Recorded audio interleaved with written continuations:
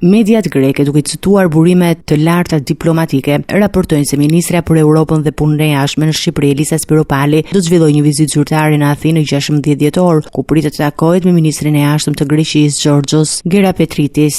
Takimi konsiderohet një moment kyç në marrëdhënie dypalqe me synim për të hartuar një rrugë të re bashkëpunimi mes dy zyrtarëve. Burimet theksojnë se diskutimet do të rrotullohen rreth 3 temave kryesore: përcaktimit të zonës ekonomike ekskluzive, bashkëpunimin në fushën e energjisë dhe procesit të integrimit evropian në Shqipëri. Çështja qendrore në thyesë mbetet vijëzimi i kufirit detar dhe zonës ekonomike ekskluzive, një çështje për të cilën Athina dhe Tirana kishin rënë dakord që në vitin 2020 ta zgjidhnin përmes gjykatës ndërkombëtare të Hagës. Sipas mediave greke, kjo qasje ligjore dëshmon vullnetin e dy shteteve për dialog dhe zgjidhje të qëndrueshme. Vizita e Spiropalit synon të ringjallë dinamikën e procesit, ndërsa pala greke sheh finalizimin e marrëveshjes për zonën ekonomike ekskluzive si element thelbësor për garantimin e të drejtave të saj detare në jon, si dhe për hapjen e mundësive të sigurta në investimet energjetike. Artikujt greke përshkruajnë këtë proces si prioritet për sigurinë rajonale dhe për perspektivën e investimeve afatgjata. Në fokus do të jetë integrimi evropian i Shqipërisë, për cilën burimet diplomatike në Athinë shprehen se Tirana ka shënuar ritëm të shpejtë. Shqipëria ka arritur objektivin për hapjen e plotë brenda vitit 2025 dhe synon përfundimin e negociatave brenda vitit 2027, një periudhë kur Greqia pritet të marrë presidencën e Bashkimit Evropian. Për Greqinë, ky është një moment i rëndësishëm strategjik për mbështetjen e zgjerimit të BE-s në Ballkanin Perëndimor. Në një darkë jo formale të ministrave të jashtëm në Bruksel, Gerapetritis ka nënvizuar se zgjerimi i BE-s është prioritet për Athinën, sidomos në një kohë kur rajoni përballet me tensione të rritura, nacionalizma dhe sfida të sigurisë. Vizita i 16 dhjetorit shihet si një pikë these për krijimin e një kuadri të ri bashkëpunimi, i cili mund të sjellë stabilitet më të madh, më shumë investime dhe përfitime të drejtpërdrejta për të dy popujt. Diplomacia greke thekson se kjo nuk është vetëm një marrëveshje dypalqe,